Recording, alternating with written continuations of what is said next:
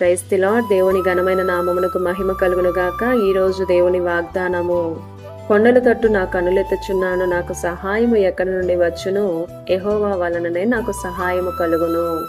121వ కీర్తన మొదటి 2 చరణాలు. ఈ ఉదయకాల సమయంలో ఉన్నతమైనటువంటి నామం కలిగినటువంటి దేవుడే మనందరితో మాట్లాడుతున్నాడు. కీర్తనాకారుడైన దావీదు అంటున్నాడు, కొండల తట్టు నా కనులెత్తుచున్నాను, నాకు సహాయం ఎలా, ఎక్కడ నుండి ఎవరు చేస్తారు అని. యెహోవా వలననే నాకు సహాయము కలుగును, భూమి ఆకాశాలను సృజించింది ఆయనే కదా అని. ఈరోజు మన జీవితాలలో ప్రాముఖ్యమైనది ప్రార్థనే. ప్రార్థించే సంఘమే బలమైన సంఘం, నిలిచే సంఘం, రాకడలో ఎత్తబడే సంఘం. యేసుక్రీస్తు వారు తన శిష్యులకు ఏమీ నేర్పించలేదు, కానీ ఒకే ఒక ప్రార్థన నేర్పించారు. పరిశుద్ధ గ్రంథంలో యోసేపు, యోబు, దావీదు ఈ భక్తులకు కలిగిన వేదనలైతే ప్రస్తుతం మనమేమి అనుభవించడం లేదు. అలా అని ప్రార్థించడం మానేస్తే, ఆయనతో మాట్లాడకుండా ఉంటే మన స్థితి మారిపోవడం ఖాయం. నిలవబడిన ఈ భూమి, పైనున్న ఆకాశమును, సమస్తాన్ని కలుగజేసినది దేవుడే. ఆయన సహాయం చేయగలడా అంటే తప్పకుండా చేస్తాడు.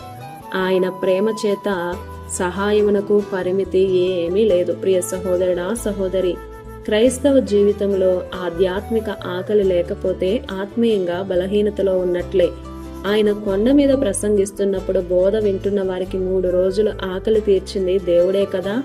కానా పెళ్లిలో నీళ్లను మార్చి సమృద్ధి రుచికరమైన ద్రాక్ష రసాన్ని ఇచ్చింది దేవుడే కదా.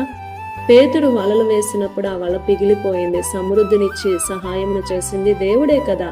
ఈ వాగ్దానం వింటున్న ప్రతి ఒక్కరి హృదయాలను ఆయన తృప్తి పొందేలా చేయునుగాక. ఆమేన్. మనుషులైతే మనకు సహాయం చేస్తే చాలా సరిపోతుందా అని అనేవారు లేకపోలేదు. ఎందుకు ప్రతిసారి ఈ మాట మనం వింటూ ఉంటాం కదా.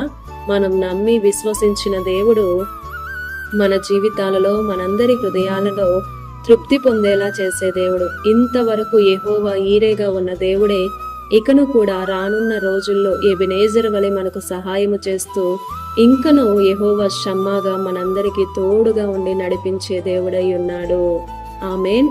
ఈ దిన వాగ్దానం మనందరి జీవితాలలో నెరవేరాలని కోరుతూ, దేవుని సువార్త పరిచర్యలో మీ సహోదరి Prasanna. God bless you. Amen.